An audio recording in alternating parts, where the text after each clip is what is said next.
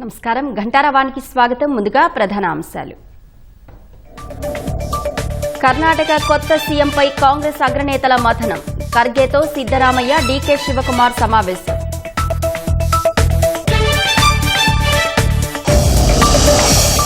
హైకోర్టులో పిటిషన్ల విచారణ, తీర్పుల్లో జాప్యంపై సుప్రీం మార్గదర్శకాలు. రిజర్వు చేసిన తీర్పులు గరిష్టంగా 3 నెలల్లోపు వెలువరించాలని ఆదేశం. ఢిల్లీ హైకోర్టును ఆశ్రయించిన నటుడు నాగచైతన్య. వ్యక్తిత్వ హక్కుల పరిరక్షణ కోరుతూ పిటిషన్.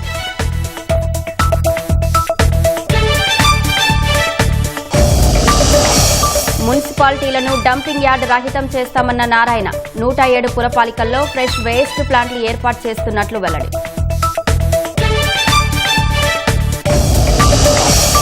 రైతులకు తీవ్ర నష్టం మిగిల్చిన అకాల వర్షం. బాపట్ల జిల్లాలో వందల ఎకరాల్లో నేలవాలిన అరటి తోటలు.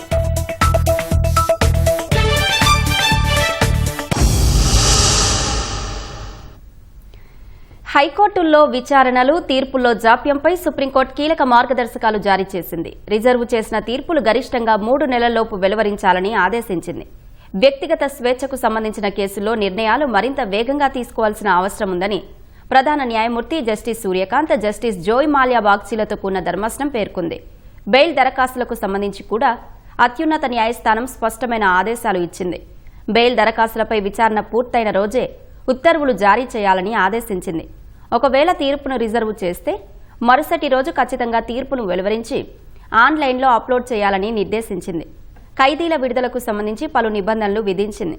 బెయిల్ లేదా శిక్ష నిలుపుదలకు సంబంధించిన ఉత్తర్వులను వెంటనే సంబంధిత జైలు అధికారులకు పంపాలని సీజేఐ నేతృత్వంలోని ధర్మాసనం పేర్కొంది. ఆ ఉత్తర్వులు అందిన వెంటనే విచారణలో ఉన్న నిందితులను లేదా దోషులను సాధ్యమైనంత వరకు అదే రోజు లేదా మరుసటి రోజు జైలు నుంచి విడుదల చేయాలని ఆదేశించింది. బెయిల్ ఉత్తర్వుల అమలుపై ట్రయల్ కోర్టు హైకోర్టుకు నివేదిక ఇవ్వాలని సుప్రీంకోర్టు నిర్దేశించింది.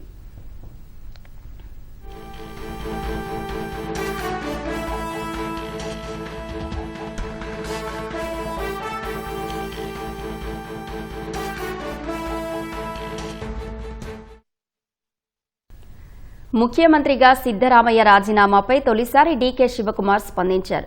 సామాన్య గ్రామం నుంచి ముఖ్యమంత్రిగా ఎదిగిన ఆయన ప్రస్థానం దృఢ సంకల్పానికి, పట్టుదలకు, సామాజిక న్యాయం పట్ల ఆయన నిబద్ధతకు నిదర్శనంగా నిలుస్తుందని ప్రశంసించారు. ప్రజలకు సిద్దరామయ్య సంవత్సరాల తరబడి చేసిన సేవకు కృతజ్ఞతలు చెబుతున్నట్లు ఎక్స్లో పోస్టు చేశారు. సిద్దరామయ్య పదవీ కాలంలో అనేక ప్రజా సంక్షేమ పథకాలు, అభివృద్ధి కార్యక్రమాలను చేపట్టారని, ఇవి రాష్ట్ర అభివృద్ధి ప్రస్థానంలో కీలక అధ్యాయాలుగా మిగిలిపోతాయని వివరించారు. 5 దశాబ్దాల ప్రజా జీవితంలో సిద్దు ప్రజాపాలన, సమ్మిళిత నాయకత్వం ద్వారా రాష్ట్ర రాజకీయ, సామాజిక స్వరూపాన్ని తీర్చిదిద్దారన్నారు.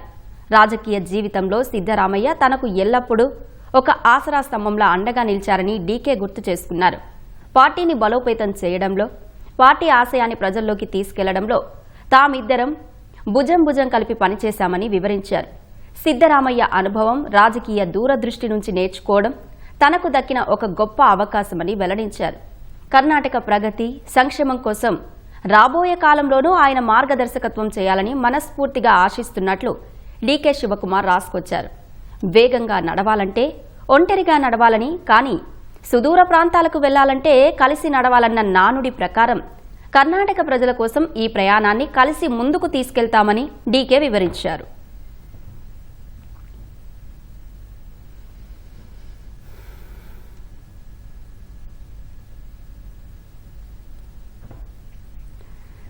కర్ణాటక కాంగ్రెస్ కొత్త ప్రభుత్వ ఏర్పాటు దిశగా అడుగులు వేగంగా పడుతున్నాయి. సీఎం సిద్దరామయ్య రాజీనామాను గవర్నర్ ఆమోదించగా తదుపరి ముఖ్యమంత్రిగా డీకే శివకుమార్ బాధ్యతలు చేపట్టే అవకాశాలు కనిపిస్తున్నాయి. కొత్త కేబినెట్ కూర్పు, ఉప ముఖ్యమంత్రుల ఎంపికపై చర్చించేందుకు ఢిల్లీ వేదికగా ఏఐసీసీ అధిష్టానంతో సిద్దు, డీకే భేటీ అయ్యారు. మద్దతుదారులకు పదవుల గురించి రాహుల్తో సిద్దు చర్చించారు. అనంతరం కాంగ్రెస్ అధ్యక్షుడు మల్లికార్జున ఖర్గేతోనూ సిద్దరామయ్య భేటీ అయ్యారు. కర్ణాటకలో నూతన ప్రభుత్వ ఏర్పాటు, మంత్రివర్గ పునర్వ్యవస్థీకరణ, కాంగ్రెస్ శాసనసభాపక్ష నేత ఎంపికపై డీకే శివకుమార్ అధిష్టానంతో చర్చించినట్లు తెలుస్తోంది. అటు కాంగ్రెస్ అగ్రనేత రాహుల్ గాంధీతో సిద్దరామయ్య భేటీ అయ్యారు. కాంగ్రెస్ అగ్రనేత్రి సోనియా గాంధీ నివాసంలో జరిగిన ఈ భేటీలో తన మద్దతుదారులకు ప్రభుత్వంలో పదవుల గురించి సిద్దు చర్చించినట్లు సమాచారం. సిద్దరామయ్యను రాజ్యసభకు ఎంపిక చేయడంపై రాహుల్ సమాలోచనలు జరిపినట్లు తెలుస్తోంది. సుమారు గంట పాటు జరిగిన ఈ సమావేశంలో కర్ణాటక కాంగ్రెస్ ఇన్ఛార్జ్ రణ్దీప్ సూర్జేవాలా కూడా పాల్గొన్నారు. అనంతరం సిద్దరామయ్య అక్కడి నుంచి కాంగ్రెస్ అధ్యక్షుడు మల్లికార్జున ఖర్గే నివాసానికి వెళ్లి ఆయనతో సమావేశమయ్యారు. ఈ క్రమంలో రేపు కర్ణాటక శాసన సభాపక్ష సమావేశం నిర్వహించాలని అధిష్టానం నిర్ణయించింది. తర్వాత కొత్త ముఖ్యమంత్రి ప్రమాణ స్వీకారం తేదీతో పాటు మంత్రివర్గం అంశాలపై కాంగ్రెస్ అధిష్టానం నుంచి అధికారిక ప్రకటన వెలువడే అవకాశం ఉంది. ఇప్పటికే కాంగ్రెస్ ఎమ్మెల్యేలందరూ దేశంలో ఎక్కడా ఉన్నా కర్ణాటకకు చేరుకోవాలని పార్టీ ఆదేశించింది. సీఎల్పీ సమావేశం అనంతరం డీకే శివకుమార్ తదుపరి ముఖ్యమంత్రిగా బాధ్యతలు చేపట్టే అవకాశాలు ఎక్కువగా కనిపిస్తున్నాయి.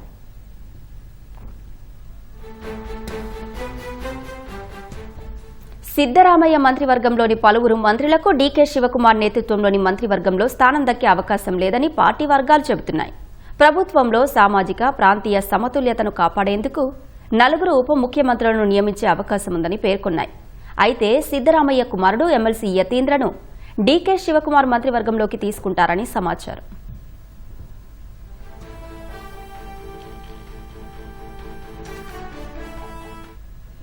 అంతకుముందు కర్ణాటక ముఖ్యమంత్రి రాజీనామాను గవర్నర్ థావర్ చంద్ గెహ్లోట్ ఆమోదించారు. ముఖ్యమంత్రి పదవికి సిద్దరామయ్య నిన్ననే రాజీనామా చేసినప్పటికీ గవర్నర్ రాష్ట్రంలో లేకపోవడంతో ఆమోద ప్రక్రియ ఆలస్యమైంది.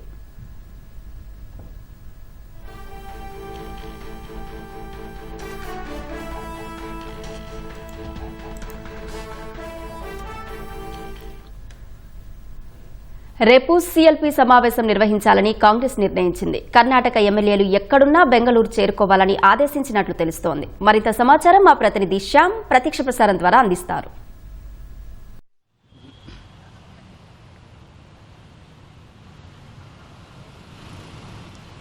ప్రస్తుతం మనం బెంగళూరులోని విధాన సౌధ వద్ద ఉన్నాము. మన కర్ణాటక రాజకీయాలను చూస్తే శరవేగంగా ఈ రాజకీయాలన్నీ కూడా మారుతున్నటువంటి పరిస్థితి కనిపిస్తోంది. ఇప్పటికే కర్ణాటక ముఖ్యమంత్రిగా రాజీనామా చేసినటువంటి సిద్దరామయ్య, ఉప ముఖ్యమంత్రి శివకుమార్ ఇద్దరూ కూడా నిన్న సాయంత్రమే ఢిల్లీ చేరుకున్నారు. అయితే ఢిల్లీ చేరుకున్న తర్వాత ఇవాళ ఉదయం రాహుల్ గాంధీ, సోనియా గాంధీ అపాయింట్మెంట్ కోరితే వారు 9 గంటలకు అపాయింట్మెంట్ ఇచ్చారు. దాదాపు గంట సేపు ఈ నేతలిద్దరూ కూడా రాహుల్ గాంధీ, సోనియా గాంధీతో సమావేశమయ్యారు. అనంతరం ఏఐసిసి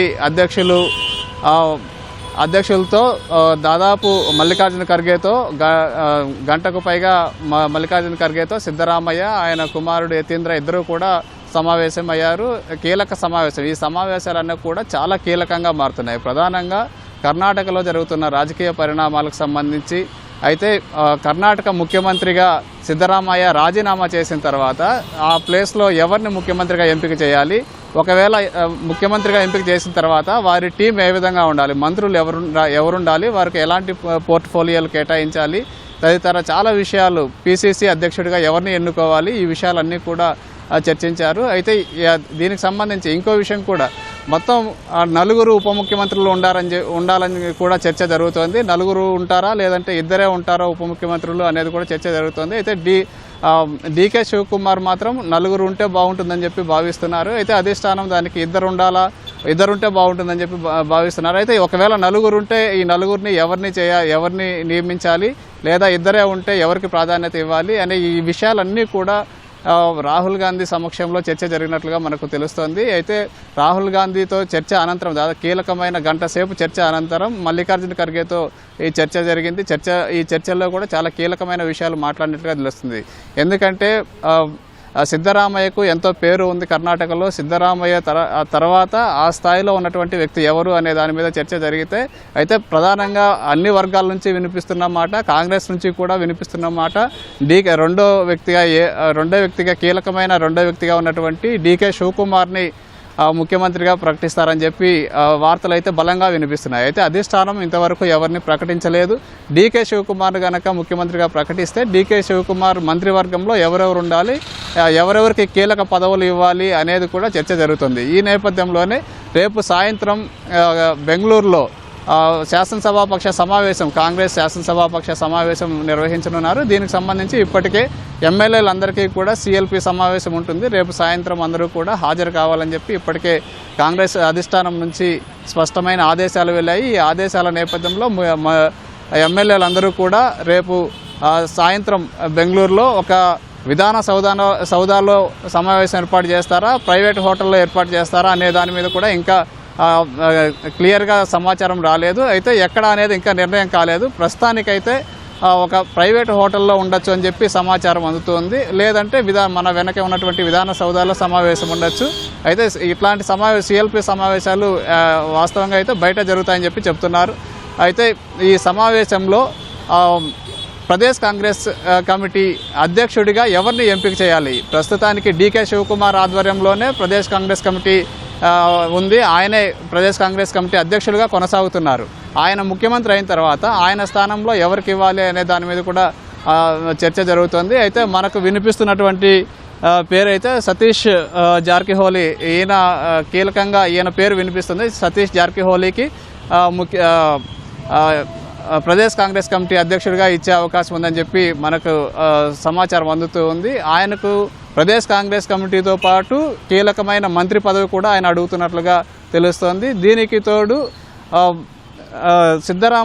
ముఖ్యమంత్రి సిద్ధరామయ్య కొడుకు యతీంద్రకు కూడా కీలకమైనటువంటి పదవి ఇవ్వాలి. అది కూడా ఉప ముఖ్యమంత్రి పదవి కావాలని చెప్పి కూడా ఆయన పట్టుబడుతున్నారు. యతీంద్రకు ఉప ముఖ్యమంత్రి పదవి ఇచ్చే అవకాశం ఉందని కూడా మనకు కాంగ్రెస్ వర్గాలు చెప్తూ ఉన్నాయి. వీరితో పాటు రేపు సాయంత్రం జరిగే కీలక శాసనసభాపక్ష సమావేశంలో 13 మందికి ఇప్పటికే కొనసాగుతున్నటువంటి సిద్ధరామయ్య క్యాబినెట్లో కొనసాగుతున్నటువంటి 13 మంది మంత్రులకు మంత్రి పదవులు కంటిన్యూ చేసే అవకాశం ఉందని చెప్పి కూడా మనకు సమాచారం అందుతుంది. ఈ మేరకు హైకమాండ్ కూడా మల్లికార్జున ఖర్గేతో పాటు రాహుల్ గాంధీ కూడా హామీ ఇచ్చినట్లుగా మనకు సమాచారం అందుతుంది. ప్రధానంగా డీకే శివకుమార్ వర్గము, ఇటు సిద్ధరామయ్య వర్గము, 2 వర్గాలు కీలకమైనటువంటి వర్గాలు. ఈ వర్గాల్లో ఎవరిది పైచేయి అనే దాని మీద కూడా ఇప్పుడు చర్చ జరుగుతోంది. తమది పైచేయి కావాలంటే తమది పైచేయి కావాలి. ఒకవేళ సిద్ధరామయ్య ముఖ్యమంత్రిగా లేకపోయినా కూడా ఆయనకు సంబంధించినటువంటి వ్యక్తులు, ఆయన అనుచరులు, ఆయనతో ఎంతో సన్నిహితంగా ఉండేటటువంటి నేతలకే మళ్ళీ మంత్రి పదవులు ఇవ్వాలని చెప్పి ఆయన పట్టుబడుతున్నట్లుగా మనకు సమాచారం అందుతుంది. వారిలో ఇప్పటికే కేబినెట్లో ఉన్నటువంటి 13 మందికి పదవులు ఇవ్వాలి. ఈ మేరకు తమకు హామీ ఇవ్వాలి. దీంతో పాటు తన కొడుకు యతీంద్రకు కూడా ఉప ముఖ్యమంత్రి పదవి కావాలని చెప్పి సిద్ధరామయ్య పట్టుబడుతున్నట్లుగా మనకు సమాచారం వస్తుంది. ఆ మేరకు హామీ ఇచ్చినట్లుగా కూడా హైకమాండ్ మనకు సమాచారం అందుతుంది. మొత్తానికైతే ఈ కర్ణాటక రాజకీయ పరిణామాలు శరవేగంగా జరుగుతున్నాయి. ఈ మధ్యాహ్నం ఈలోగా ఈ ఢిల్లీ పర్యటనలు పూర్తి చేసుకొని సిద్ధరామయ్య కానీ, డీకే శివకుమార్ కానీ, అక్కడికి వెళ్ళినటువంటి మంత్రులు కానీ సాయంత్రానికి బెంగళూరు చేరుకునే అవకాశం ఉందని చెప్పి మనకు తెలుస్తుంది. బెంగళూరు చేరుకున్న తర్వాత ఎవరికి మంత్రులు ఇప్పటికే మంత్రి పదవుల కోసం చాలామంది పోటీ పడుతున్నారు. ఈ 13 మంది కాకుండా మిగిలిన మంత్రులు ఎవరెవరు ఉండాలనే దానికోసం పోటీ పడుతున్నారు.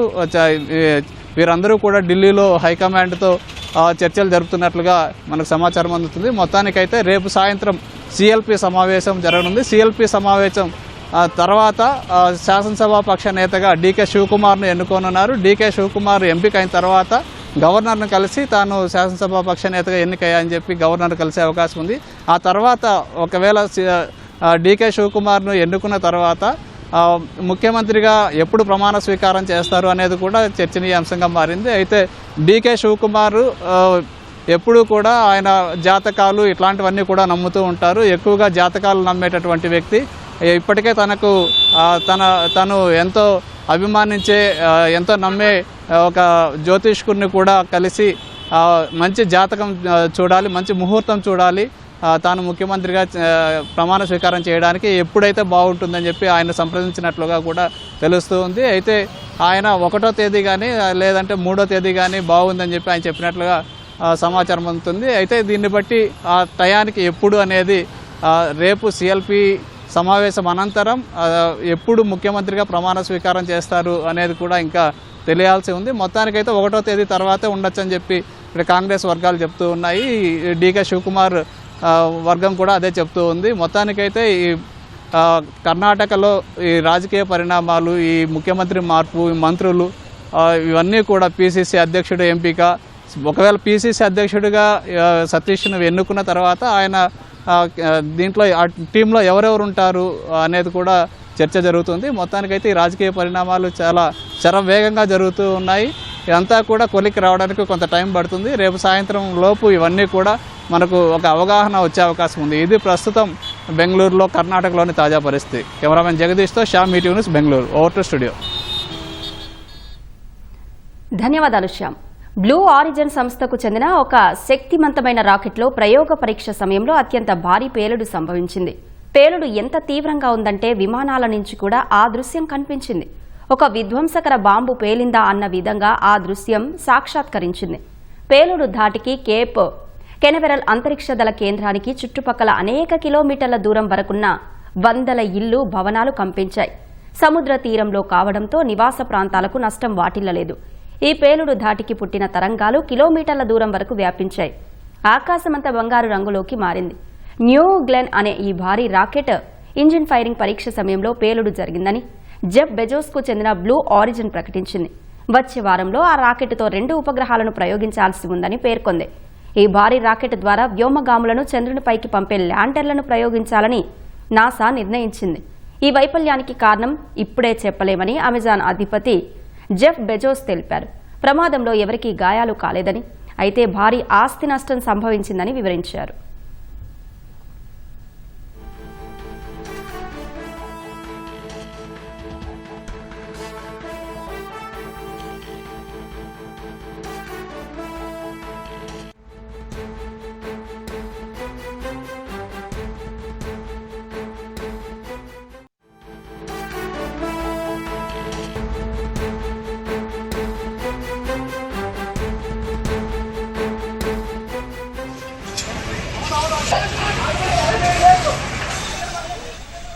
రాజమహేంద్రవరంలో ఓ వస్త్ర దుకాణంలో అగ్ని ప్రమాదం సంభవించింది. విద్యుదాఘాతంతో మంటలు చెలరేగాయి. వస్త్ర దుకాణం నుంచి పైన ఉన్న 2 అంతస్తుల్లోకి మంటలు వ్యాపించాయి. వెంటనే 2 అగ్నిమాపక వాహనాలు రంగంలోకి దిగాయి. అగ్నిమాపక సిబ్బంది వేగంగా మంటలార్పే ప్రయత్నం చేశారు.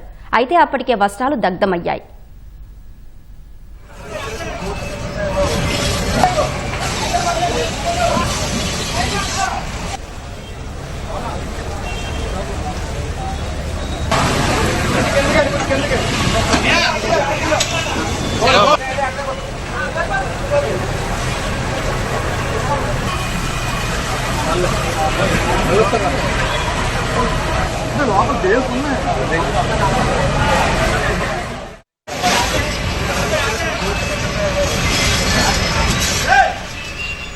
రాజమహేంద్రవరంలో వస్త్ర దుకాణంలో అగ్ని ప్రమాదానికి సంబంధించి మరింత సమాచారం మా ప్రతినిధి రమణ అడిగి తెలుసుకుందాం.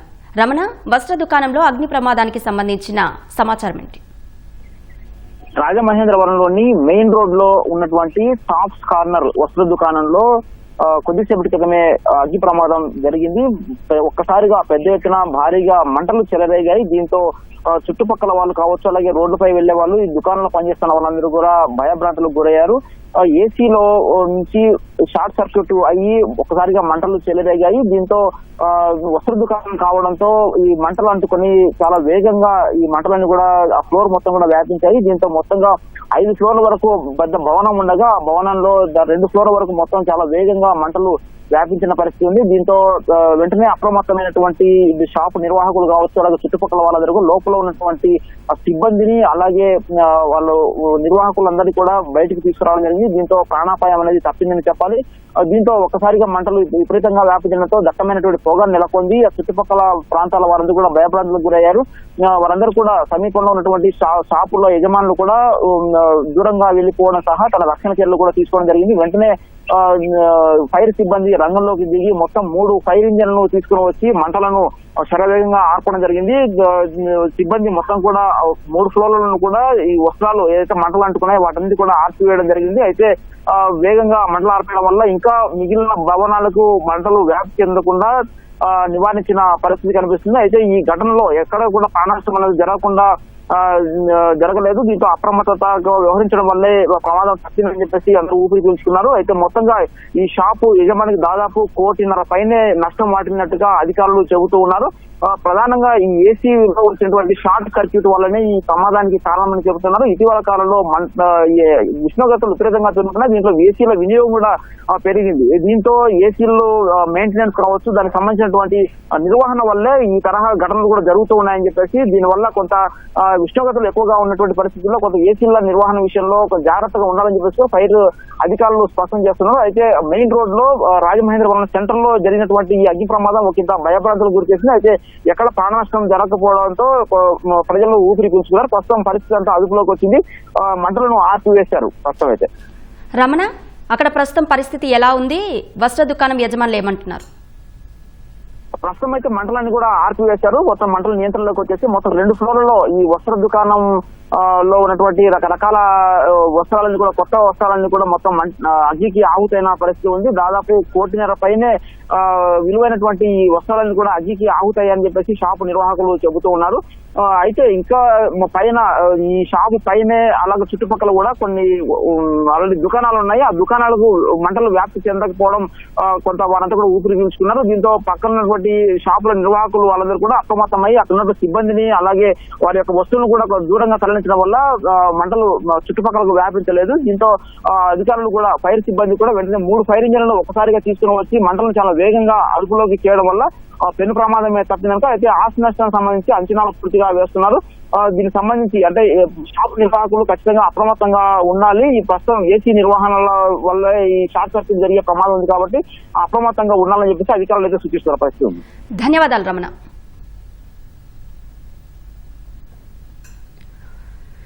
భూమిరెడ్డి రామ్ గోపాల్ రెడ్డి మీడియాతో మాట్లాడుతున్నారు. ప్రత్యక్ష ప్రసారం ద్వారా చూద్దాం. పాఠశాలలో, కాలేజీలోనో, యూనివర్సిటీలో తరపున ఆడినప్పుడే ఆ విద్యా వ్యవస్థ కానీ ఆ విద్యా సంస్థలకు సంబంధం ఉంటుంది. కానీ ఈ దేశంలో కానీ రాష్ట్రంలో కానీ జిల్లా స్థాయిలో ఆడే క్రీడలకు సపరేట్ ఫెడరేషన్స్ ఉన్నాయి. అవన్నీ కూడా ప్రైవేట్ వ్యక్తుల చేతుల్లో ఉన్నాయి. షాప్ ఆధ్వర్యంలో ఉంటా కానీ షాపుకు సర్టిఫికెట్లు చేసేది కానీ లేకపోతే క్రీడాకారులను ఎంపిక చేసే పని షాపుది కాదు. జిల్లాకు సంబంధించిన జిల్లా ఫెడరేషన్లు ఉన్నాయి. కబడ్డీ కానీ, బ్యాడ్మింటన్ కానీ, ఖోఖో కానీ, సాఫ్ట్బాల్ కానీ, బేస్బాల్ కానీ, లేకపోతే వాలీబాల్ కానీ, త్రోబాల్ కానీ, దీనికి సంబంధించిన అన్ని ఫెడరేషన్లు ఉన్నాయి. ఆ ఫెడరేషన్లలో జిల్లాకు సంబంధించిన క్రీడాకారులు సెలెక్ట్ చేసి రాష్ట్రానికి పంపుతారు. రాష్ట్రానికి సంబంధించిన రాష్ట్ర ఫెడరేషన్లు ఉన్నాయి. వీళ్ళంతా కలిసి సెలక్షన్ కమిటీ పెట్టి నేషనల్కి పంపుతున్నారు. నేషనల్లో ఉండే వాళ్ళు ఇంటర్నేషనల్కి పంపుతున్నారు. దీంట్లో ప్రభుత్వాల పాత్ర చాలా తక్కువ ఉంటుంది. ఆ ఫెడరేషన్ల ఆధ్వర్యంలోనే సర్టిఫికెట్లు ఇవ్వడం జరుగుతుంది. దీంట్లో షాప్ పాత్ర కానీ లేకుంటే రాష్ట్ర క్రీడా వ్యవహారాల మంత్రిత్వ శాఖ పాత్ర చాలా తక్కువ ఉంటుంది. క్రీడలను ప్రోత్సహించేదానికి స్టేడియంలు కట్టడము, వారికి కావాల్సిన సామాగ్రి ఇవ్వడము, వాళ్ళకి ఏదైనా ఆ బడ్జెట్ ఇవ్వడం ఉంటుంది తప్ప క్రీడల్లో ఫలానా వారికి సర్టిఫికెట్ ఇచ్చే బాధ్యత, ఆడించే బాధ్యత లేకపోతే వాళ్ళ సర్టిఫికెట్లే బాధ్యత షాప్ పైన ఉండదు. ప్రోత్సహిస్తారు అంతే. కానీ ఫెడరేషన్ల ఆధ్వర్యంలో ఇవన్నీ దొరుకుతాయి. మీరు కావాలంటే ఎవరైతే ఫలానా మీకు ఏదో అనుమానం ఉంది, రామ్ గోపాల్ రెడ్డి అనే వ్యక్తి క్రీడా కోటాలో ఆడుకోకుండా కానీ క్రీడా కోటాలో అతని ఫేక్ సర్టిఫికెట్లు తీసుకొని వచ్చేసి ఉద్యోగం మీద నీకు అనుమానం ఉందనుకో, ఆర్టీ కింద అడుగు, రామ్ గోపాల్ రెడ్డి ఏమేమి సర్టిఫికెట్లు పెట్టినాడా, ఏ ఆటలు ఆడినాడని చెప్పి అడగని ఇస్తారు కదా. హక్కు ఉంది కదా నీకు. అడుగు, వెరిఫై చేయి, ఆ ఫెడరేషన్కి పంపి. ఒక క్రీడాశాఖ అధికారుల వల్ల క్రీడాశాఖ షాప్ అధికారులు వెరిఫై చేసినారు. అందరికీ ఏదైనా అన్ని ఏదైతే ఇతర రాష్ట్రాల్లో నేషనల్గా ఆడితే ఆ రాష్ట్రాలు ఎవరైతే ఫెడరేషన్కి ఇచ్చినారో వారికి పంపించినారు సర్టిఫికెట్లు. ప్లస్ విద్యాశాఖ అధికారులు వీలుగానే ఆ కమిటీలో వీలుగానే 3 అధికారులతో కమిటీ వేసి సమగ్రంగా క్షుణ్ణంగా అందరినీ పరిశీలించిన తర్వాతనే వడపోసి ఒక చిన్న అనుమానం కూడా లేకుండా క్రీడాకారులకు సంబంధించిన ఇవ్వడం జరిగింది. చూపించండి మీరు. నిజంగా అట్లా ఏదన్నా జరిగినాయంటే మీరు చూపిండి, అడగండి, ఫెడరేషన్లకు పంపిండి. పలానాలో సర్టిఫికేట్ ఇది కరెక్టా కాదా అని చెప్పి తేలుతుంది కదా. అన్నీ ఏమి లేకోకుండా ఊరికే బురద చేస్తాం, మేం కాదు కదా కడుక్కోవాల్సింది, మీరు కదా కడుక్కోవాల్సిందని చెప్పి చేయడం కరెక్ట్ కదా. అందులో 1 సంవత్సరం తర్వాత ఇది తీసుకున్నా అంటే ఒక కుట్రకోణం, దీనిలో ఒక కుట్రకోణం ఉంది. ఈ కుట్రకోణాన్ని కూడా ఛేదిస్తాం.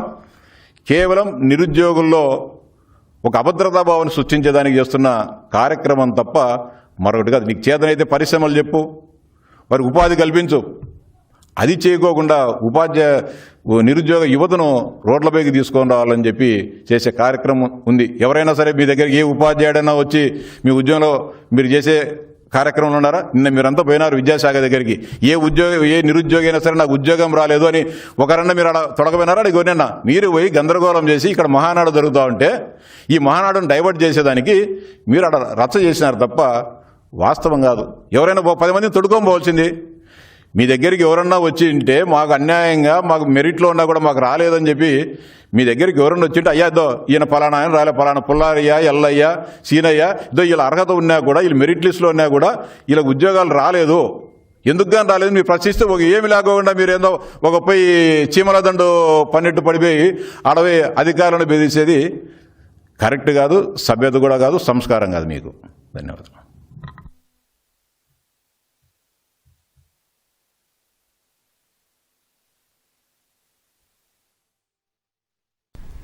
బాపట్ల జిల్లాలో రాత్రి వీచిన ఈదురుగాళ్లకు కొల్లూరు, భట్టిప్రోలు మండలాల్లోని లంక గ్రామాలకు రైతులకు తీవ్ర నష్టం వాటిల్లింది. లంక గ్రామాల్లో గాలుల బీభత్సానికి చెట్లు విరిగిపడ్డాయి. దీంతో కొన్ని చోట్ల చెట్లు పడి విద్యుత్ స్తంభాలు విరిగిపోయాయి. మరికొన్ని స్తంభాలు నివాసాలపైకి ఒరిగిపోయాయి. నివాసాలు కూడా దెబ్బతిన్నట్లు స్థానికులు తెలిపారు. విద్యుత్ శాఖ అధికారులు వెంటనే రంగంలోకి దిగారు. విద్యుత్ పునరుద్ధరణ చర్యలు చేపట్టారు. కష్టపడి సాగు చేసిన అరటి చేతికి వచ్చే సమయంలో నేల కొరిగిందని రైతులు కన్నీటి పర్యంతమయ్యారు. భారీ గాలుల దాటికి 500 ఎకరాల్లో అరటి చెట్లు విరిగిపడి తీవ్ర నష్టం వాటిల్లినట్లు తెలిపారు. ప్రతి సంవత్సరం వరదలు, గాలులతో నష్టపోతూనే ఉన్నామన్న రైతులు ప్రభుత్వం వెంటనే ఆర్థిక సహాయం అందించాలని విజ్ఞప్తి చేశారు.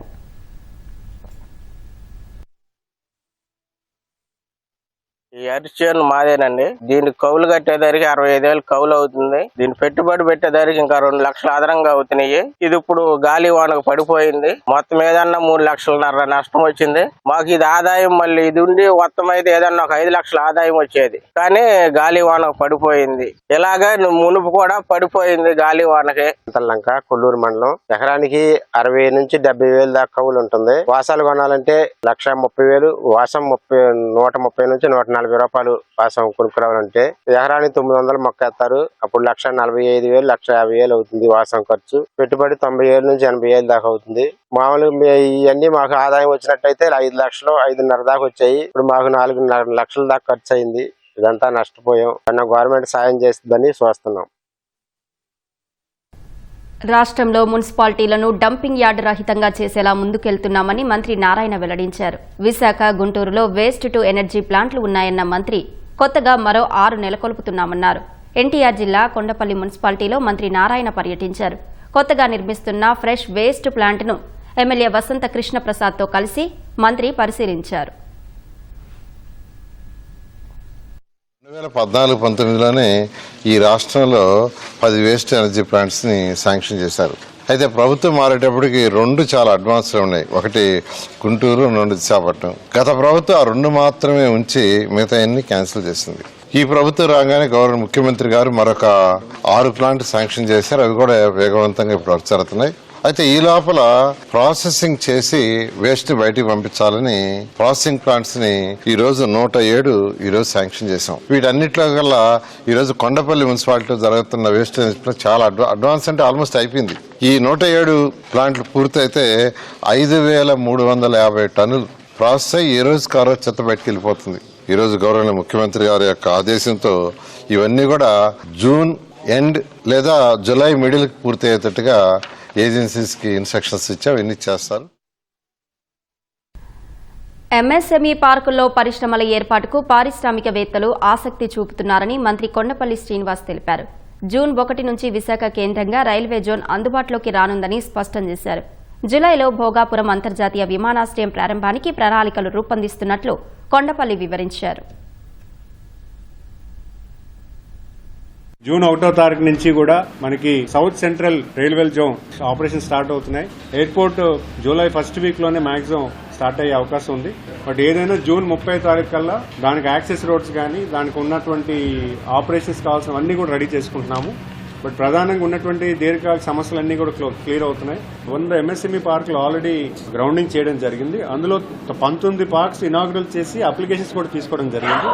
ఆల్రెడీ అందులో 800 ఇండస్ట్రీస్ కూడా వర్క్ స్టార్ట్ అయింది. ఆల్రెడీ కన్స్ట్రక్షన్ స్టార్ట్ అయింది. మిగతా ఉన్నటువంటి 81 పార్కులో వర్క్ పురోగతి అవుతుంది. సుమారు ఇంకొక 3-4 నెలల్లో వాటికి కూడా అప్లికేషన్స్ తీసుకుంటారు. మొన్న జరిగినటువంటి ఎంఎస్ఎంఈ సమిట్ లో 38 పార్కులు అదనంగా కూడా ఇవ్వడం జరిగింది. అందులో విజయనగరం జిల్లా విజయనగరం కాన్స్టిట్యున్సీ కూడా ఒక ఎంఎస్ఎంఈ పార్క్ ఇవ్వడం కూడా జరిగింది. లార్జ్ ఇండస్ట్రీస్ లో ₹1 కోటి పెడితే ఒక జాబ్ వస్తుంది. ఎంఎస్ఎంఈలో పెడితే 10 మందికి వస్తుంది. ప్లస్ ఎక్కువగా మన ప్రాంతంలో ఉన్న వాళ్ళకి ఎక్కువగా ఎంఎస్ఎంఈ ఇండస్ట్రీస్ పెట్టేదానికి ఆస్కారం ఉంటుంది. చెత్త నుంచి సంపద తయారీ అనే కూటమి ప్రభుత్వ నినాదాన్ని విజయవాడ నగరపాలక సంస్థ అందిపుచ్చుకొని ముందుకు దూసుకెళ్తోంది. ఇప్పటికే చెత్తను విద్యుత్ ప్లాంట్లు, సిమెంట్ ప్లాంట్లకు తరలించడం ద్వారా ఆదాయాన్ని ఆర్జిస్తున్న నగరపాలక సంస్థ తాజాగా నగరంలో తాగిపడేసిన కొబ్బరి బోండాలను సైతం సంపద సృష్టికి ఉపయోగిస్తోంది. కొబ్బరి బోండాల నుంచి సంపద సృష్టి ఎలా జరుగుతుంది, ఏం చేస్తున్నారన్న వివరాలను మా ప్రతినిధి మహేష్ అందిస్తారు. చెత్త నుంచి సంపద తయారీ అనే పదానికి అసలైన నిర్వచనం చెబుతోంది విజయవాడ నగరపాలక సంస్థ. విజయవాడ నగరపాలక సంస్థలో నిత్యం 100 టన్నుల్లో వచ్చేటువంటి కొబ్బరి బోండాలు ప్రధానంగా వేసవి కాలంలో ఎక్కువగా వస్తూ ఉంటాయి. నగరవాసులు ఎక్కువగా కొబ్బరి నీళ్ళను తాగుతూ ఉంటారు.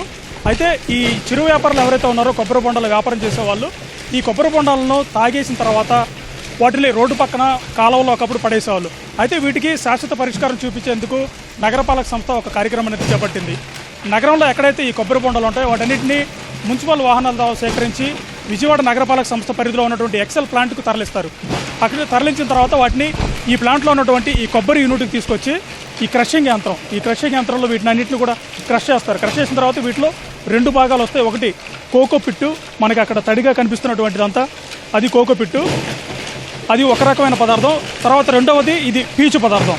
ఈ 2 రకాలైనటువంటి పదార్థాలను ఈ కొబ్బరి బొండాల నుంచి అయితే తీస్తున్నారు. వీటిని ఏదైతే ఒకప్పుడు వ్యర్థంగా చెప్పుకున్నటువంటి వీటిని ఏదైతే ఉందో వీటిని ఇప్పుడు నగరపాలక సంస్థ ఒక ఆదాయ వనరుగా మార్చుకుంది. వీటన్నిటిని గతంలో ఈ కొబ్బరి బొండాల నుంచి తీసినటువంటి పీచు ఇది ముఖ్యంగా నగరంలో మనం చెప్పుకోవాలంటే వీటిని ప్రధానంగా వీటిని వినియోగం ఎక్కువగా ఉందని చెప్పుకోవచ్చు. విగ్రహాల తయారీలో ప్రధానంగా వీటిని ఉపయోగిస్తూ ఉంటారు. మనం చూసుకుంటే వినాయక చవితి కావచ్చు, అలాగే దసరా సమయంలో కనకదుర్గమ్మ విగ్రహాలు కావచ్చు, మిగతా టైంలో చిన్న చిన్న అలంకరణ బొమ్మలు కావచ్చు, వీటన్నిటిని తయారీలో వీటిని ఎక్కువగా ఉపయోగిస్తున్నారు. తర్వాత అత్యధికంగా ఉపయోగించేది కాయిర్ ఇండస్ట్రీలో సోఫాలు కావచ్చు, పరుపులు కావచ్చు, ముఖ్యంగా ఫర్నిచర్లో వీటిని ఎక్కువగా ఉపయోగిస్తూ ఉన్నారు. వీటిని నగరపాలక సంస్థ టన్నుల లెక్కన వీటిని విక్రయిస్తూ ఉంది. ఈ కొబ్బరి పీసు మిషన్ ఆడిస్తుంటామండి.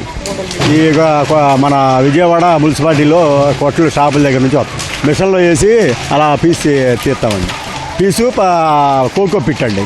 వీటితో కోకో పిట్ తోటి మొక్కలకి వాళ్ళు తీసుకెళ్తారండి.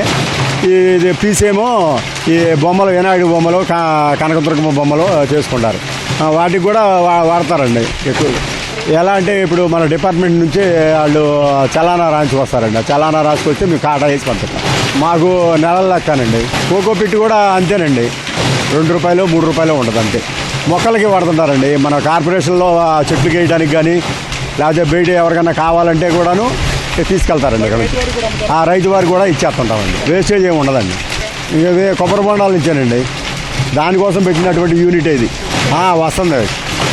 వ్యర్థ నుంచి సంపద వస్తున్నట్టే పారేసేవాళ్ళు, ఎక్కడ పడితే అక్కడ పారపోసేవాళ్ళు ఇప్పుడు ప్రాసెస్ చేస్తున్నారు కార్పొరేషన్ వాళ్ళేనండి.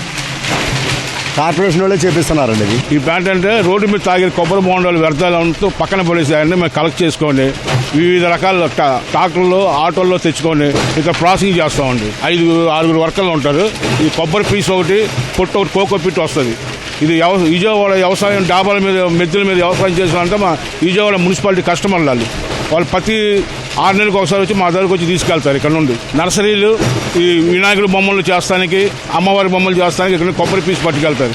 ఇదే మాత్రం మా మున్సిపాలిటీ పార్కులకి, వాటికి డాబాల మీద వ్యవసాయం, మెద్దల మీద వ్యవసాయం చేసే వాళ్ళకి ఎరువులాగా తీసుకెళ్తారు మా దగ్గర కోకో పిట్ని.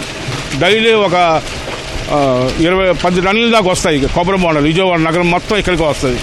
ఇప్పుడు మొత్తం 60 డివిజన్లు ఉంటుంది. 60 డివిజన్లో మా విఎంసీ ఆటోలన్నీ, ట్రాక్టర్లన్నీ, టెంటైర్లన్నీ వెళ్ళి తీసుకొచ్చి ఇక్కడ వేస్తుంది. ఇక్కడ వేస్తే ఇది ప్రాసెసింగ్ చేస్తారు. అది అన్ సీజన్లో కూడా వస్తుందండి. ఇప్పుడు సీజన్ అన్ సీజన్ లేదు, కొబ్బరి బొండాలు వస్తుంది. జనాలు బాగా తాగుతున్నారు దీన్ని. మరోవైపు కోకో పిట్ ఏదైతే మనకు కనిపిస్తున్నటువంటి అక్కడ గుట్టలు ఏదైతే ఉన్నాయో అవన్నీ కూడా కోకో పిట్. వీటిని ప్రధానంగా మొక్కలకి, అలాగే నగరపాలక సంస్థ పరిధిలో ఉన్నటువంటి పార్కులకు కావచ్చు, మరోవైపు రైతు వారిగా కావచ్చు, ఎవరైనా రైతులు తమకు అవసరాల కోసం అడిగితే కూడా రైతులు కూడా వాటిని కేజీల లెక్కన విక్రయిస్తూ దాన్ని కూడా ఆదాయ వనరుగా మారుస్తూ ఉంది. మొత్తం మీద ఇప్పటి వరకు నగరంలో ఎక్కడైతే ఈ కొబ్బరి బొండాలు కాలువలు కావచ్చు, కాలువ గట్లు కావచ్చు, అక్కడంతా పేరుకుపోయేవి. వాటి వల్ల వర్షాకాలంలో వాటిలో నీళ్లు చేరి దోమలు కూడా వ్యాప్తి చెందేవి. ఇప్పుడు వాటన్నిటికీ కూడా ఒక పరిష్కారం చూపిస్తోంది నగరపాలక సంస్థ. చెత్త నుంచి ఆదాయ వనరు అనే దానికి నిర్వచనం చెబుతోంది. కెమెరామెన్ భాస్కర్ రావుతో ముంబై షీటీ న్యూస్, విజయవాడ నుంచి. విజయనగరం ఎంపీ కలిశెట్టి అప్పలనాయుడు కుమార్తె కలిశెట్టి నిఖిల తన సేవాభావాన్ని, పార్టీ పట్ల తనకున్న నిబద్ధతను చాటుకున్నారు. మహానాడు వేదికగా తన మొదటి నెల జీతం 42,000 రూపాయలను తెలుగుదేశం పార్టీ నిధికి విరాళంగా అందజేసి యువతకు ఆదర్శంగా నిలిచారు. రణస్థలంలో 3వ తరగతి చదువుతున్న సమయంలో నిఖిలను మంత్రి నారా లోకేష్ కలిసిన విషయాన్ని ఎంపీ కలిశెట్టి అప్పలనాయుడు ఈ సందర్భంగా గుర్తు చేసుకున్నారు. కలిశెట్టి నిఖిల ఫస్ట్ శాలరీ 42,000 రూపాయలు పార్టీ నిధికి ఇచ్చారు. వారిని మనస్ఫూర్తిగా చిన్నారిని అభినందిస్తున్నా. తెలుగుదేశం పార్టీ కుటుంబానికి 83 నుంచి మా కుటుంబం, మా అన్నగారి నుంచి ఈరోజు మేమందరం కూడా కంటిన్యూ అవుతున్నాం. నా కూతురు నిఖిల మొన్ననే ఉద్యోగం వచ్చి ఆమెకి నెల అయింది. నిన్ననే శాలరీ పడింది తనకి 42,000 రూపాయలు. తొలి శాలరీని మా ప్రాణం సమానమైన తెలుగుదేశం పార్టీకి ఈ మహానాడులో ఈరోజు తన తొలి శాలరీని ఇవ్వడం చాలా ఆనందం కలిగిందని మీ ద్వారా తెలియజేసుకుంటూ, ఈరోజు నా లెగసీ నా కూతురు కూడా ఆ ఆలోచనతో రావడం. ఎందుకంటే ఆ రోజు చెప్పింది, ఈరోజు మాట్లాడుతూ లోకేష్ అన్న ఆ రోజు నేను 3rd క్లాస్ వచ్చినప్పుడు నా స్కూల్కి వచ్చి ఆయన నన్ను భుజం తట్టి ఎలా చదవాలి, ఏం చేయాలి, చదువు విలువ కోసం చెప్పారు. ఈరోజు నేను స్వయం శక్తిగా వచ్చాను, వ్యాపారం చేయాలనుకున్న భవిష్యత్తులో ఉద్యోగం చేసి ఫస్ట్ శాలరీని ఇవ్వాలనుకున్నప్పుడు చాలా ఆనందం కలిగింది. ఖచ్చితంగా ఇది ఒక ఆనందకరమైన విషయంగా మీకు తెలియజేసుకుంటూ థ్యాంక్ యూ. జై హింద్. ఎన్టీఆర్ జిల్లా ఇబ్రహీంపట్నం మండలం మూలపాడులోని బటర్ఫ్లై పార్కును కలెక్టర్ లక్ష్మీష అధికారులతో కలిసి సందర్శించారు. ఉపాధి హామీ పనుల ద్వారా చెరువుల పూడికతీత, నీటి కాలువ మార్గాల ప్రక్షాళన పనులను పర్యవేక్షించారు. అనంతరం అక్కడ పనిచేస్తున్న ఉపాధి హామీ కూలీలతో కలిసి పారపట్టి పనులు చేశారు. కూలీలతో కలిసి అల్పాహారం చేశారు. పర్యావరణ, భూగర్భ జలాల పరిరక్షణలో రాబోయే సంవత్సర కాలంలో ఎన్టీఆర్ జిల్లాను అగ్రపథంలో నిలిపేలా చర్యలు చేపట్టామన్నారు. ప్రపంచ పర్యావరణ దినోత్సవాన్ని పురస్కరించుకుని జూన్ 5న మూలపాడులో భారీ కార్యక్రమాన్ని నిర్వహిస్తున్నట్లు తెలిపారు.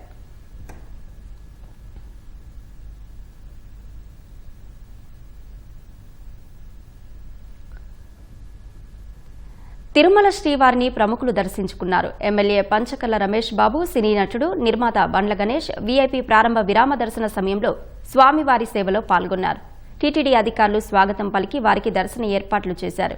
ఆలయంలోకి వెళ్లిన వారు వెంకన్నను దర్శించుకుని మొక్కులు చెల్లించారు. దర్శనం అనంతరం రంగనాయకుల మండపంలో పండితులు ఆశీర్వచనం చేసి స్వామివారి తీర్థ ప్రసాదాలను అందజేశారు.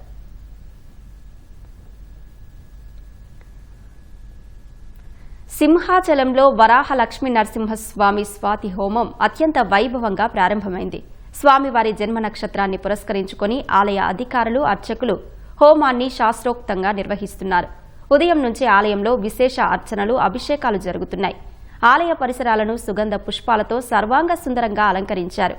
ఆలయ ప్రాంగణం భక్తులతో కిటకిటలాడుతోంది.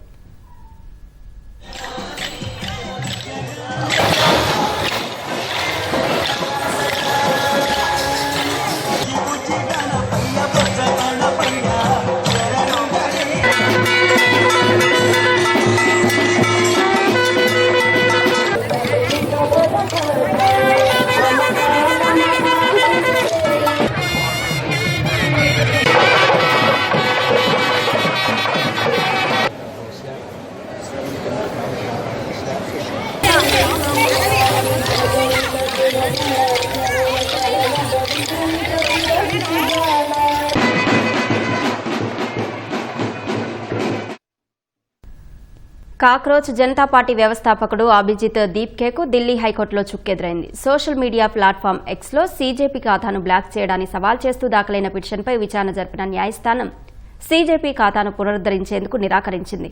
సీజేపీ ఎక్స్ ఖాతాలో ఉన్న కొన్ని పోస్టులు కాస్త అభ్యంతరకరంగా ఉన్నాయని అభిప్రాయపడింది.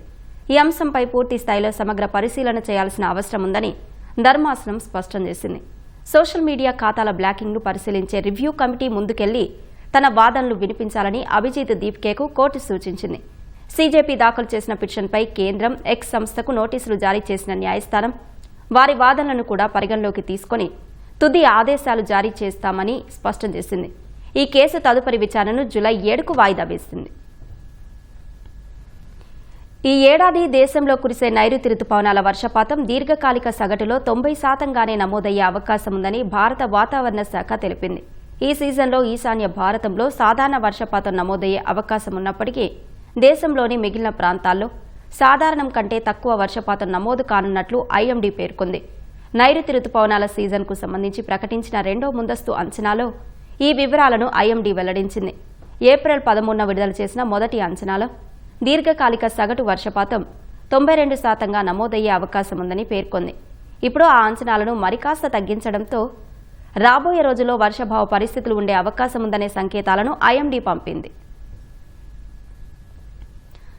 ఉత్తరప్రదేశ్ హమీర్పూర్ జిల్లాలో నిర్మాణంలో ఉన్న ఒక భారీ వంతెన కుప్పకూలింది.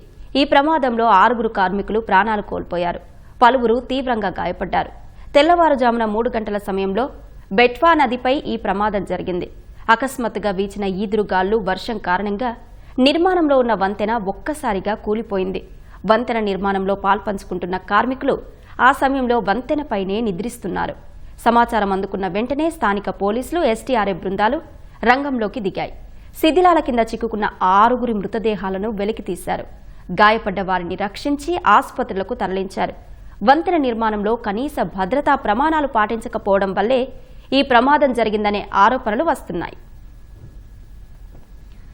అంతర్జాతీయ మార్కెట్లలో అనిశ్చితి, ఇంధన ధరల్లో పెరుగుదల, సరఫరా గొలుసు వ్యవస్థలో ఆటంకాలు ఉన్నా ప్రస్తుత ఆర్థిక ఏడాదిలో భారత్ వృద్ధి పథంలో దూసుకుపోతుందని ఆర్బీఐ అంచనా వేసింది.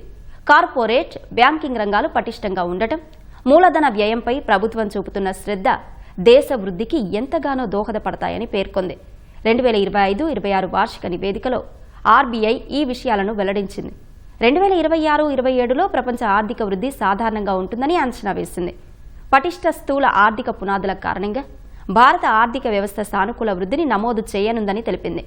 అయితే పశ్చిమాసియా ఉద్రిక్తతలు సుదీర్ఘంగా కొనసాగితే ఆర్థిక వృద్ధిపై కొంతమేర ప్రతికూల ప్రభావం ఉండొచ్చని ఆర్బీఐ అంచనా వేసింది. పలు దేశాలతో కుదుర్చుకున్న స్వేచ్ఛా వాణిజ్య ఒప్పందాలు దేశ వృద్ధికి మరింత ఊతమిస్తాయని పేర్కొంది. అంతర్జాతీయ ఉద్రిక్తతల వల్ల ఎరువుల ధరలు పెరిగినా బఫర్ స్టాక్ ద్వారా ప్రభుత్వం రైతులకు అవసరమైన సబ్సిడీని అందిస్తోందని ఆర్బీఐ తెలిపింది. 2026-27లో వ్యవసాయ రంగం పనితీరు నైరుతి రుతుపవనాల విస్తరణపై ఆధారపడి ఉంటుందని రిజర్వ్ బ్యాంక్ అంచనా వేసింది.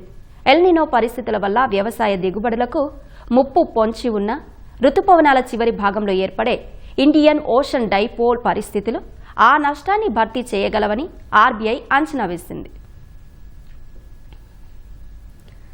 ఇజ్రాయెల్ పట్ల భారతీయులకు విపరీతమైన, నిజానికి ఒక రకమైన పిచ్చి ఆదరణ ఉందంటూ ఆ దేశ ప్రధాని బెంజమిన్ నెతన్యాహు ఆసక్తికర వ్యాఖ్యలు చేశారు.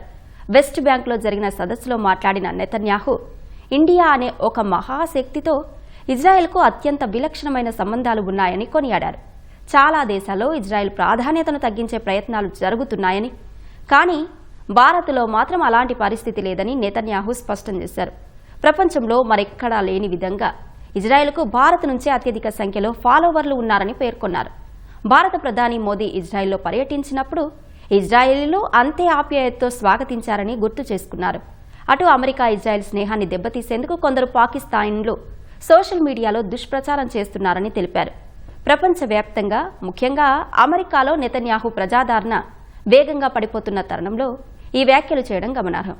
ఇటీవల విడుదలైన ఓ సర్వే ప్రకారం 60% మంది అమెరికన్లు ఇజ్రాయెల్ పట్ల వ్యతిరేక వైఖరితో ఉన్నారని తెలిసింది. అమెరికాలోని డాలస్లో ఘోర అగ్ని ప్రమాదం జరిగింది. ఓక్ క్లిప్ ప్రాంతంలోని 2 అంతస్తుల అపార్ట్మెంట్లో పేలుడు జరిగి 3 సజీవ దహనమయ్యారు. గ్యాస్ లీకేజీ కారణంగా జరిగిన ఈ ప్రమాదంలో మరో 4 తీవ్రంగా గాయపడ్డారు. వెంటనే అక్కడకు చేరుకున్న అగ్నిమాపక సిబ్బంది క్షతగాత్రులను రక్షించి ఆసుపత్రులకు తరలించారు. శిథిలాల కింద మరికొందరు చిక్కుకొని ఉంటారని భావిస్తున్నారు. పేలుడు ధాటికి అపార్ట్మెంట్ పూర్తిగా కాలిబూడిదైంది. పేలుడు తీవ్రతకు 1 కిలోమీటర్ దూరం వరకు ఇళ్లు కంపించాయని, గోడలపై ఉన్న వస్తువులు కింద పడిపోయాయని స్థానికులు తెలిపారు. ఘటనాస్థలికి సమీపంలో ఓ నిర్మాణ సంస్థ జరిపిన తవ్వకాల వల్ల గ్యాస్ పైప్లైన్ దెబ్బతినడం ఈ ప్రమాదానికి కారణమని అధికారులు వెల్లడించారు. ప్రమాదానికి 1 రోజు ముందే అపార్ట్మెంట్లో గ్యాస్ వాసన వచ్చిందని స్థానికులు చెబుతున్నారు. విశాఖ కేంద్రంగా ఏర్పాటవుతున్న దక్షిణ కోస్తా జోన్ అధికారిక కార్యకలాపాలకు సిద్ధమవుతోంది. జూన్ 1 నుంచి అధికారిక కార్యకలాపాలు మొదలు కానుండగా రైల్వే అధికారులు ఇందుకు ఏర్పాట్లు పూర్తి చేస్తున్నారు. సరిహద్దులు, ఉద్యోగులు, స్టేషన్లు ఖరారు చేస్తున్నారు. కొత్త జోన్ మ్యాప్ రూపకల్పన కూడా తుది దశలో ఉంది. రాష్ట్రంలో రైల్వే పరిధి అంతా కలిపి ఏర్పాటైన దక్షిణ కోస్తా జోన్ 3532 కిలోమీటర్ల మేర ఉండనుంది. విశాఖ కేంద్రంగా దక్షిణ కోస్తా రైల్వే జోన్ ఏర్పాటుపై ఈ నెల 5న రైల్వే శాఖ గెజెట్ నోటిఫికేషన్ జారీ చేసింది. జూన్ 1 నుంచి జోన్ ప్రారంభమవుతుందని పేర్కొంది. విశాఖలోని విఎంఆర్డీఏ డెక్ భవనాన్ని జోన్ తాత్కాలిక కార్యాలయానికి కేటాయించారు. జోనల్ మేనేజర్ కొందరు ఉన్నతాధికారులను నియమించారు. గత ఏడాది డిసెంబర్ నుంచి అనధికారికంగా కార్యకలాపాలు మొదలయ్యాయి. ఇప్పటి వరకు దక్షిణ మధ్య రైల్వే జోన్ పరిధిలో ఉన్న విజయవాడ, గుంటూరు, గుంతకల్లు డివిజన్లు ఈ కొత్త జోన్లోకొస్తాయి. తూర్పు కోస్తా రైల్వే జోన్లో వాల్తేరు డివిజన్ ఉండగా దీని స్థానంలో కొత్తగా విశాఖపట్నం డివిజన్ ఏర్పాటు చేశారు. ఇది కూడా కొత్త జోన్ పరిధిలోకొస్తుంది. 4 డివిజన్లతో దక్షిణ కోస్తా జోన్ ఏర్పాటవుతోంది. 385 స్టేషన్లు ఈ జోన్ పరిధిలోకి రానున్నాయి. 4 డివిజన్లతో కలిపి 62,000 మంది ఉద్యోగులు పనిచేస్తారు. విశాఖలోని జోన్ ప్రధాన కార్యాలయంలో 128 మంది గెజిటెడ్ అధికారులు, 1100 మంది నాన్ గెజిటెడ్ అధికారులు సేవలు అందించనున్నారు.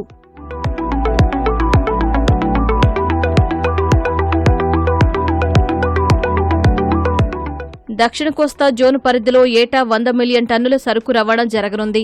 రాష్ట్రంలోని పోర్టులు, పరిశ్రమల ద్వారా సరుకు రవాణా మరింత పెరిగే అవకాశం ఉందని భావిస్తున్నారు.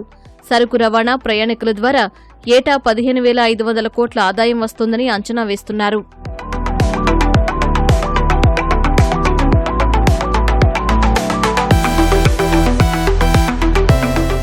విజయవాడ, గుంటూరు, గుంతకల్లు, విశాఖ డివిజన్ల పరిధిలో జరిగే భద్రతాపరమైన పనులు, రైళ్ల రాకపోకలు, ఆలస్యంగా నడిచే రైళ్ల వివరాలు, రైల్వే కార్యకలాపాలన్నీ డీఆర్ఎంలు దక్షిణ కోస్తా జోన్ జీఎంకు తెలియజేస్తారు.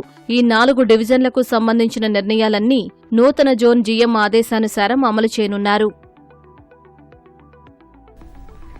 ఆకతాయిల ఆగడాలు, కాలేజీలకు వెళ్లే అమ్మాయిలకు పోకిరీల వేధింపులు, అభంశుభం తెలియని చిన్నారులపైన లైంగిక దాడులు, ఆడబిడ్డ బయటకు వెళ్లి ఇంటికి క్షేమంగా తిరిగి వచ్చే వరకు తల్లిదండ్రుల గుండెల్లో గుబులే.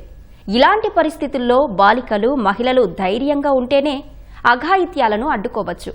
ఆపత్కాలంలో ఎవరో వస్తారు, కాపాడతారు అని ఎదురు చూడకూడదు. స్వీయ రక్షణే శ్రీరామ రక్ష. అందుకే మహిళలను ఆ దిశగా సిద్ధం చేస్తోంది అభయ ఫౌండేషన్. 10 సూత్రాలను పాటిద్దాం, సురక్షితంగా జీవిద్దామంటూ ఓ ఉద్యమంలా అతివల్లో ధైర్య సాహసాలు నూరుపోస్తోంది. మహిళలు, చిన్నారులపై అఘాయిత్యాలను ఎదుర్కొనేందుకు ప్రభుత్వాలతో పాటు స్వచ్ఛంద సంస్థలు కృషి చేస్తున్నాయి. ఈ కోవకు చెందిందే అభయ ఫౌండేషన్. మహిళలను ధైర్యవంతులుగా తీర్చిదిద్దేలా అడుగులు వేస్తోంది.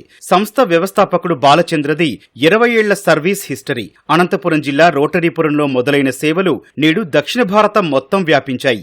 అనేక సేవా కార్యక్రమాలతో సమాజ హితానికి పాటుపడుతూ ఎంతో మంది జీవితాల్లో వెలుగులు నింపారు బాలచంద్ర. గ్రామీణ యువతకు, నిరక్షరాస్యులు, మహిళలకు ఉచిత వృత్తి నైపుణ్య శిక్షణ కార్యక్రమాలు అందించి కొత్త జీవితాన్ని ప్రసాదించారు.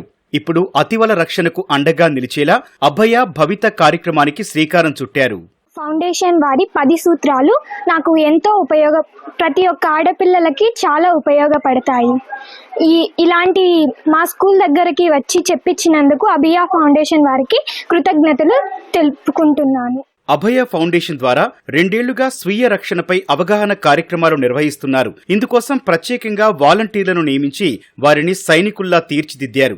10 సూత్రాలు పాటిద్దాం, సుశిక్షితులై జీవిద్దామంటూ అభయ సైనికులు పాఠశాలలు, కళాశాలలకు తిరుగుతూ చైతన్యపరుస్తున్నారు. గుడ్ టచ్, బ్యాడ్ టచ్ పై అవగాహన కల్పిస్తున్నారు.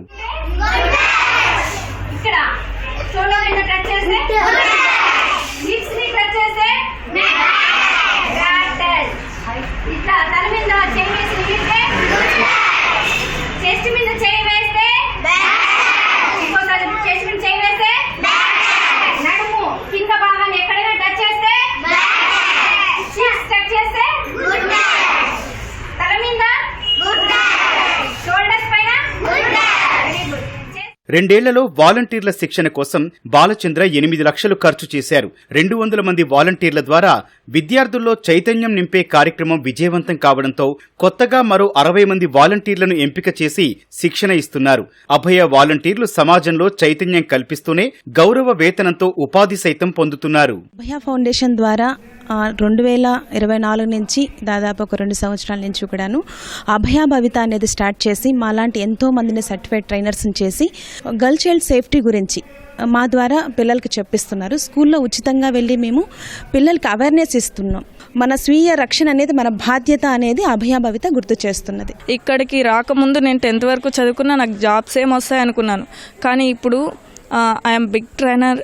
ఫస్ట్ ట్రైనింగ్ సెషన్ నుంచి ఇప్పటి వరకు నేను స్ట్రాంగ్గా ఉన్నాను.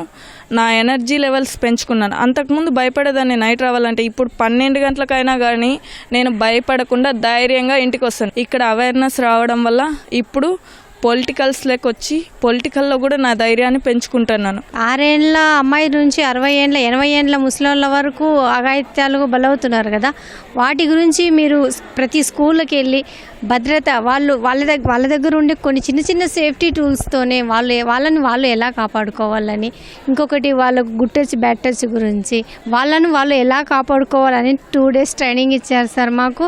అప్పటి నుంచి ఇంతవరకు నేను 30,000 మంది ఆడపిల్లలను కలవడం జరిగింది. వాళ్ళకు అవేర్నెస్ ఇవ్వడం జరిగింది. 10 నుంచి 15,000 వరకు నేను నెలకు సంపాదించుకుంటున్నాను సార్. నేను అభయ ఫౌండేషన్ మాలాంటి వాళ్ళకు నిరుద్యోగులకు ఇట్లా సహాయపడుతూ ఇట్లా ఆడపిల్లల రక్షణ కోసం కానీ సహాయపడుతుంది సార్. అభయ ఫౌండేషన్ 2006 నుంచి ఈ క్యాంపస్ స్టార్ట్ అయినప్పటి నుంచి నేను వాలంటీర్గా ఇక్కడ సార్ దగ్గర ఇంప్రెస్ అయ్యి వాళ్ళ ప్రోగ్రామ్స్ను అసోసియేట్ అవ్వడం జరిగింది యాజ్ అ వాలంటీర్గా. వాళ్ళు ఈ దేశానికి ఉపయోగపడే పౌరులుగా భావిత పౌరులుగా తీర్చిదిద్దడానికి ఈ ఫౌండేషన్ ఎంతగానో ఉపయోగపడుతుందండి. ప్రతి మహిళ బాలిక నిర్భయంగా బతకాలని, స్వీయ రక్షణ పొందేలా వారిని తయారు చేయడమే లక్ష్యమని బాలచంద్ర చెబుతున్నారు. భయముతో కూడి బతుకుతున్న పరిస్థితులు ఉన్నాయి ఈరోజు.